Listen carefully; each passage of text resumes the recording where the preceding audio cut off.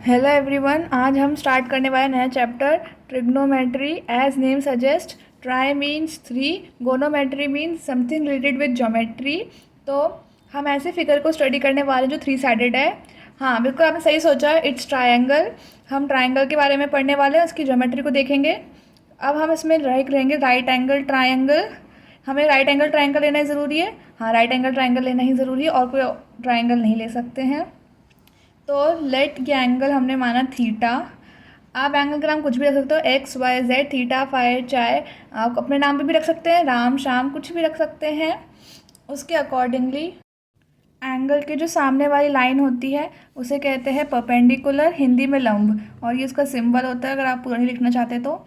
और उसके जो एडजेसेंट लाइन होती है, बिल्कुल एंगल से चिपकी हुई लाइन, वो होती है बेस, आधार। और जो सबसे लंबी लाइन होती है ट्रायंगल के अंदर, वो तो हाइपोटेन्यूस होती है, हिंदी में इसे कहते हैं कर्ण। मैं बिल्कुल देशी भाषा का यूज़ किया है ताकि आपको समझ आ जाए सब कुछ। जैसे मैंने ये एंगल लिया तो इसके लिए परपेंडिकुलर हुआ ये।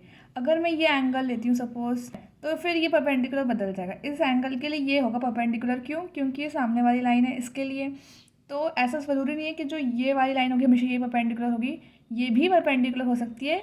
बस डिपेंड करता है कि आपने एंगल कौन सा चूज़ किया हुआ है। अब हम देखेंगे कुछ ट्रिग्नोमेट्रिक आइडेंटिटीज़ या फिर ट्रिग्नोमेट्रिक रेशियो। आपने अपने सीनियर से या कहीं ना कहीं ये नाम तो सुने ही होंगे, sine theta, cos theta, tan theta. नहीं सुने तो कोई बात नहीं, आपने अभी सुन ली।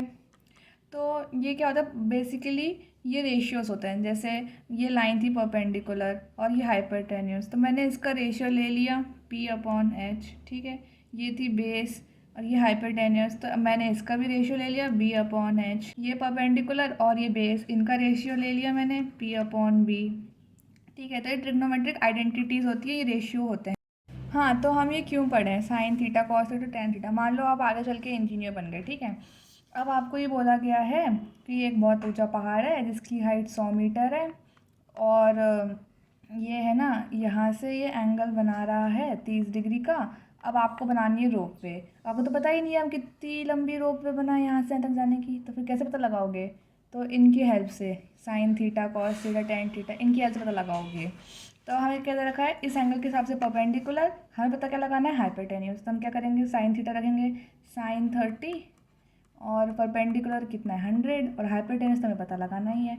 साइन 30 की वैल्यू होती है 1/2, ये आगे चल के मैं अपनी वीडियो में बताऊंगी।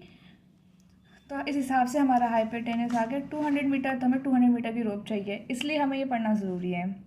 अच्छा, और अगर किसी के मन में ये सवाल आता है कि हम P/H को ही साइन थीटा क्यों बोले, B/H को कॉस थीटा क्यों बोले, हमें कैसे पता चलेगा?